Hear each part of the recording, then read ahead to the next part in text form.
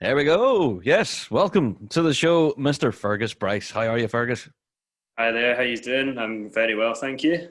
Well, welcome to the show. If anything, apologies. We should have had you on the show ages ago, man. But, but I think My because of pleasure. World's Week and all the craziness, man, it's been insane. Been, But it's been, well, that's how has your World's Week been? Were you up to much during World's Week? yeah, to be honest, I had quite a busy one actually, surprisingly compared to most folk this World's Week. Ended up moving flat and such, so getting settled back in, having just moved back from the Highlands for the second time back into Glasgow now, so settling down nicely and just trying to get used to my surroundings again. There you are. So enjoy your new home, mate. Yeah, that wouldn't have been easy. So, can I just ask you then a few questions for people who don't know who you are? Do you want to introduce yourself first of all, and how you got involved in playing and all the rest? Yeah, for sure. So I'm Fergus Bryce, and I basically started to start off, actually, I'm the bass drummer with Inverarary and District Pipe Band Woo! in it, and yeah, so I started my journey with playing in pipe bands under the direction of Drew Caldwell at Ross and Cromarty Pipes and Drum School up in the Highlands, which is a wee local band in Allness. For those that know it, I think championships, I can't remember what championship, but there was a championship held in Allness for a long time. Mm-hmm. But yeah, so I started my journey there when I was 15, and a couple of years after joining that band, I ended up moving on into the National Youth Pipe Band of Scotland, obviously under the direction of Alison McLaren and Davy Henderson and Davy Ross. Enjoyed a good few years there. I've only just left recently, sadly, due to growing uni commitments. And from there on, I ended up playing at Glasgow Police Pipe Band under David Henderson as well for two fantastic seasons, which has then led me to do my last season there in 2019 with Inverarary and District Pipe Band. There you are. So you've had quite a long history, I have to say, involved in piping and drumming. Yeah, Has it always been on the bass drum, Fergus? everything's been on the bass drum so far. Yeah. So has bass drumming really been your focus then from the outset? You wanted to master the instrument? Yeah, I think, what kind of happened with it was I've always been a drum kit player, and I started very young. My family ended up actually getting given a drum kit as like a present from some very musical friends of ours, and I took to it immediately. I was about 7, 8 years old, I think, and just went straight to it and caused as much racket as I could. It stuck with me from there that I wanted to do something with drums, and to be honest, I never quite found something I was really, really into with drumming until I was kind of asked along to try out the bass drum at Ross and Cromarty, who had recently, I think their bass drummer had left the band or something, and they asked me along when I was doing my National 5 music exams sort of time, and it was Drew that overheard me playing and asked me down, and I think after about 2 practices I knew that's what I wanted to stick at and do well with, and it just became a very strong passion from there on in, and I've never been able to put the slicks down, so That's it. And the rest is history, as they say. Yeah. the rest is history. So can I ask then about your time with the National Youth Pipe Band? You were carrying the bass for those guys for quite a while. How did you find your experience with the National Youth Pipe Band? Awesome. Yeah, it was absolutely awesome. It's a fantastic program. It did so much for me, and I think it does so much for all of the members, especially because it's such a wide pool of people from all over the country. I think it was really quite key in my development, both as a player and as a person, really, because it gave me some very big goals to aspire to from a very young age when I joined the development band. And the next goal is always there with it. You always want to move from the development into the senior, and then you're in the senior band and you're around people that play in grade one, and there's always that opportunity to progress within the youth band.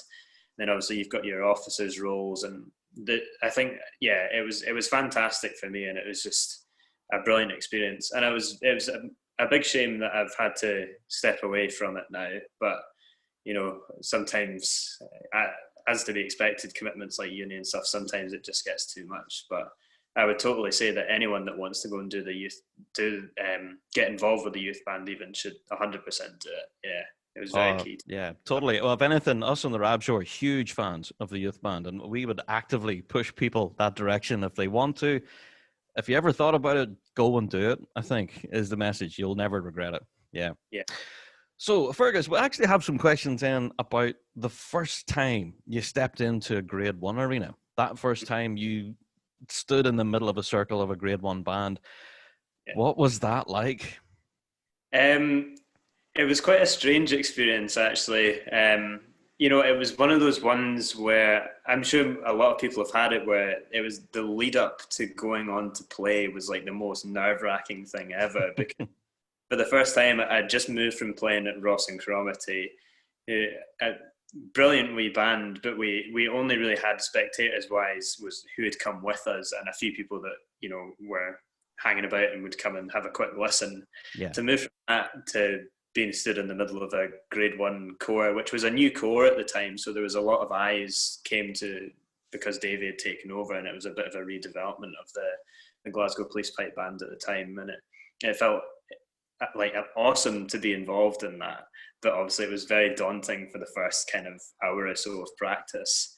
But I think once I got onto the field and got playing, it was very natural. It felt like I was meant to be there and involved in it. So yeah, it was a varied experience on the day at that. I'm sure. Yeah, a mixture of oh crap and a mixture of isn't this amazing? That kind of thing.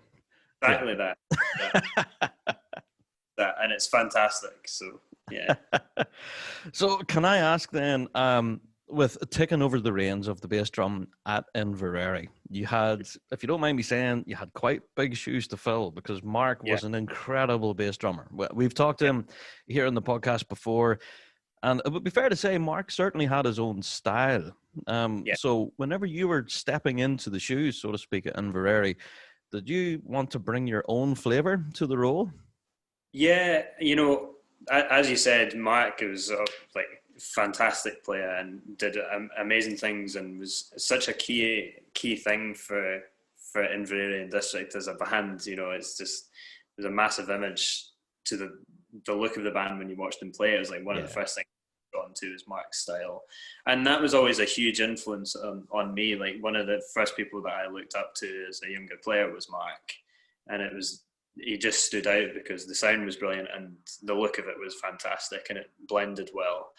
And that's something that stuck with me. I actually ended up going for a lesson with Mark when I was maybe about like 16 years old or something, and he kind of taught me through all the arm movements and style things that I could be incorporating into my playing, and it really helped me kind of develop into what I wanted my style to look like, which I must say it's pretty similar. A lot of people think very, very similar, and it is, but I hope to bring my own flair. That's obviously the goal, is to stand out and have my own flair too, as much as I take so much influence from people like Mark and Catherine Tawes, for example, is another massive influence on my style. Yeah. So I'd like to keep on developing and make sure that I do some more things that are unique to me as well. That's something I have to say is really unique to the bass drumming world. That ability to create your own voice, if you know what I mean. Like whenever I'm listening to Inverarary, I can tell the difference between listening to Mark and your own subtle touch, if anything. You do have your own sound. Is that something you actively work on? Yeah, for sure. The sound to me is like, obviously that's the number one most important thing.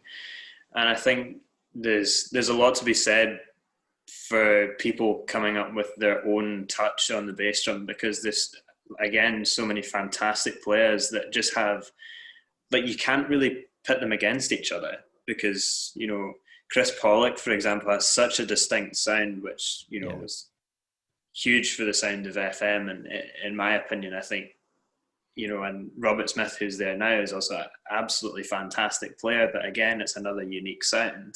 Yeah. And I find it hard to compare these players, and I think there's a lot to be said for it. It's fantastic the amount of different sounds that people are managing to come out with that are of the same high standard now. So I think it's like the absolute most important thing. And my sound is something I want to continue to develop and make sure that I can move it along with kind of what I'm feeling and what I feel is the most appropriate thing, and also what my influences are outside of pipe bands as well. I feel like it's important to draw on that too and treat it as a real instrument, you know.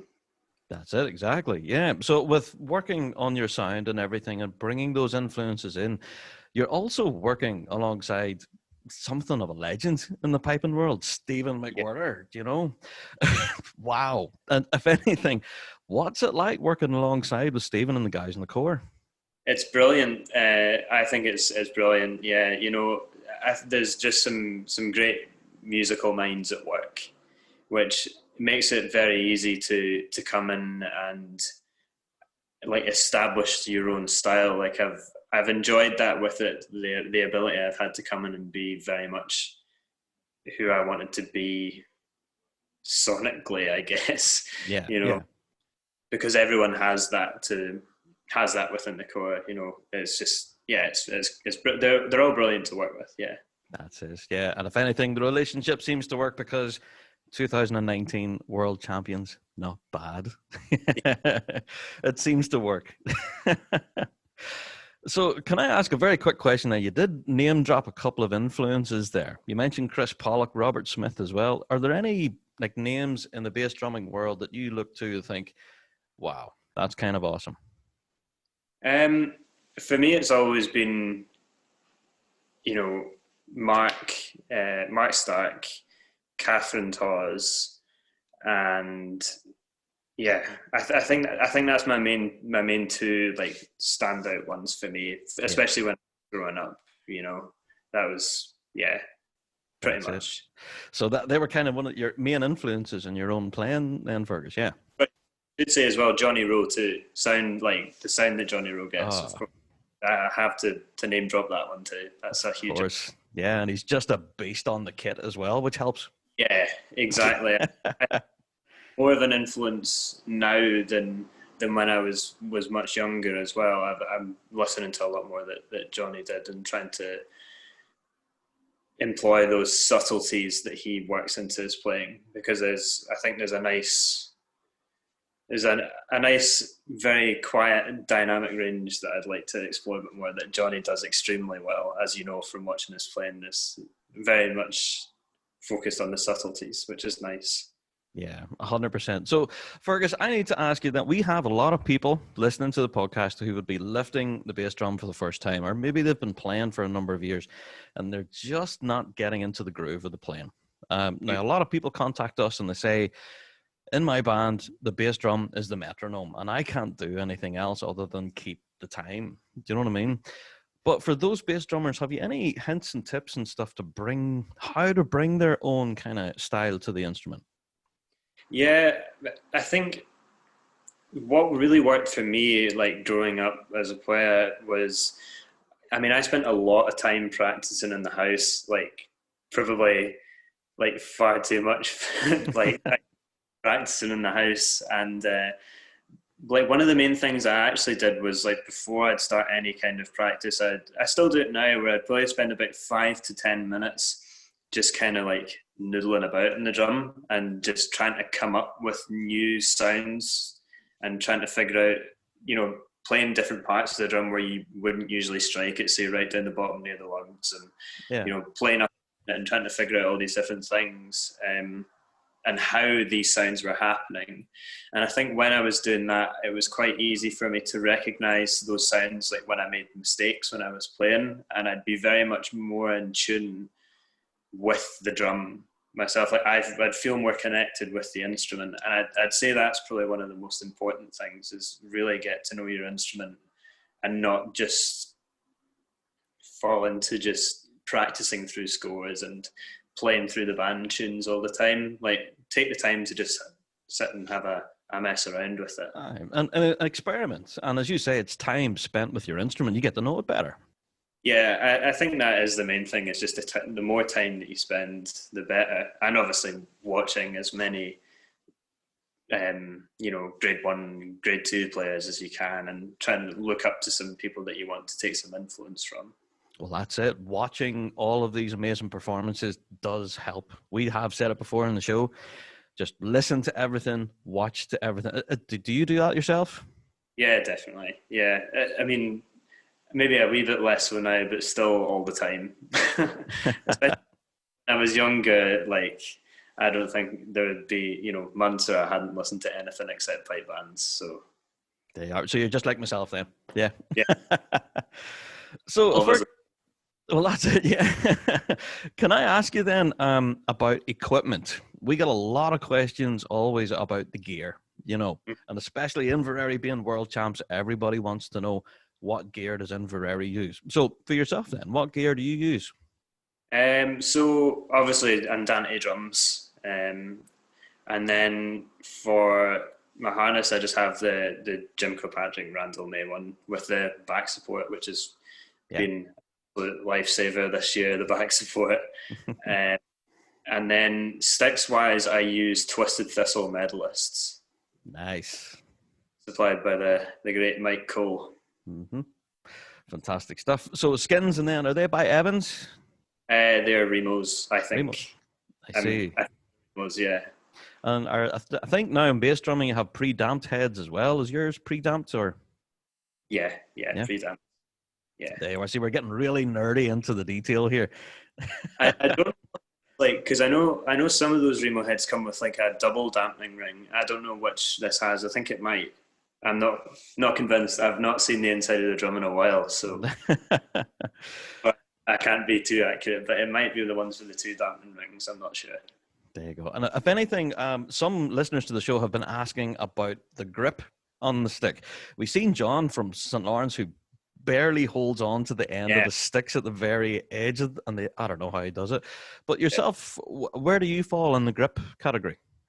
Pretty much the same as like the right hand of a snare drummer, if I'm honest. So, mostly have the stick falling in between like that joint of my finger and then just so that I've got a gap in there, so that I like to have as much control over the stick with my fingers as possible, especially for rolls in like the slow era such, because I find that I like to have the ability to use all of my hand rather than, I don't like clamping down on the stick too much and having like no gap between my hand and the stick, because I find I get a lot more robotic movements, which obviously for some stuff is useful, but for the most part I like to have my hand being able to open and close as much as possible.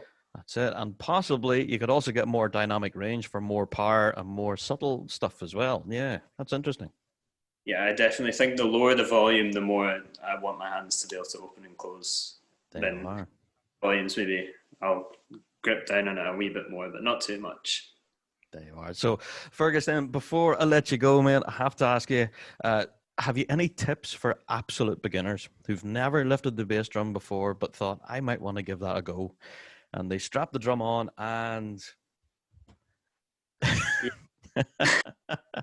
I think, especially for the young players, I think it would be find something that you're super interested in watching and watch as much of it as possible. It's always my number one bit of advice, is that people watch as much for just influence wise as they possibly can, and probably try not to practice for too long at once when you first start, because you'll probably end up a bit fed up with it. I think sometimes for beginners as well, because it's a one-tone instrument, so sometimes it can be one of those things where people get a wee bit bored with it if they put too much in at the very start. So I think watch as much as possible.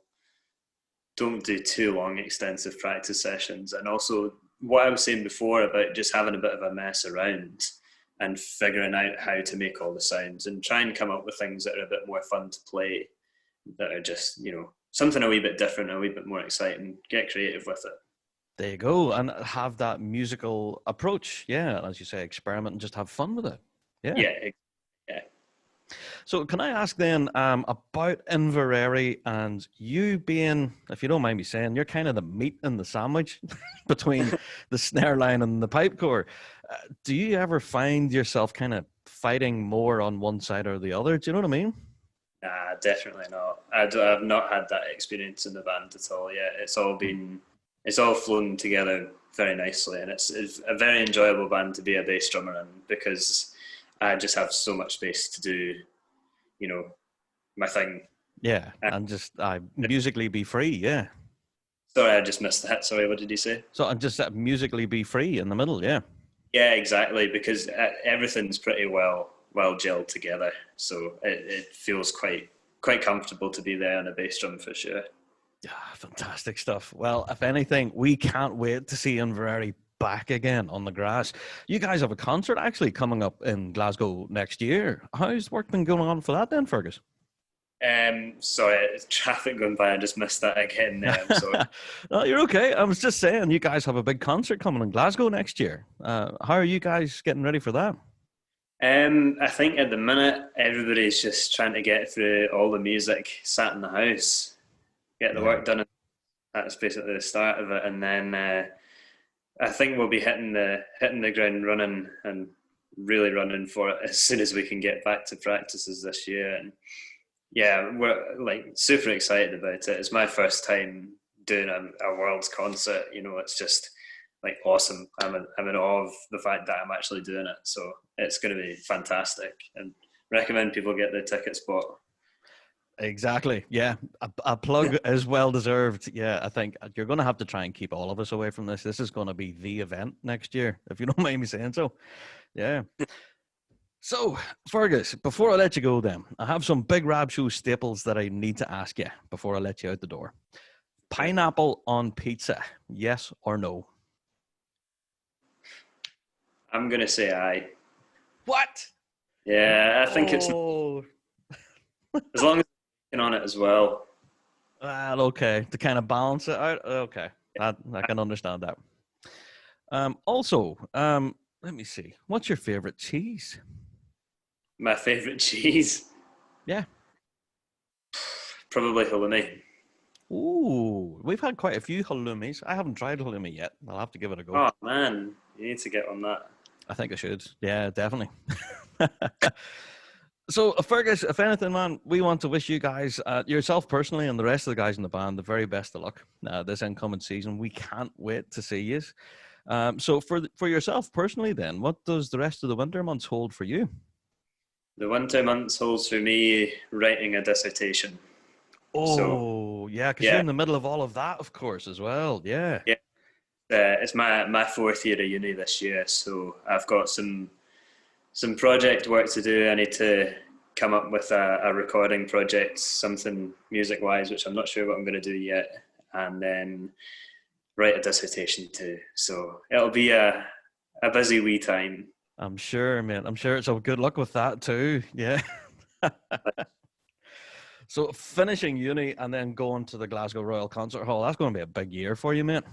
Yeah, it's going to be a good feeling. I can't wait for that to happen in that order. It's going to be fantastic. Obviously, it's going to be tough to be fitting in the practice in and around it, so I'm going to have to hermit myself effectively to get on with everything that I've got to do. But yeah, it'll be fantastic. I can't wait for it. That's it. And if anything, mate, I will have a beer with you in the beer tent in Glasgow next year, for sure. Definitely. So, Fergus, thanks so much for chatting to us. And like I say, pass on our best wishes to everyone else, and we'll hopefully chat to you again. Yeah, brilliant. It was fantastic to be back on. Do well. Thanks, mate. Cheers.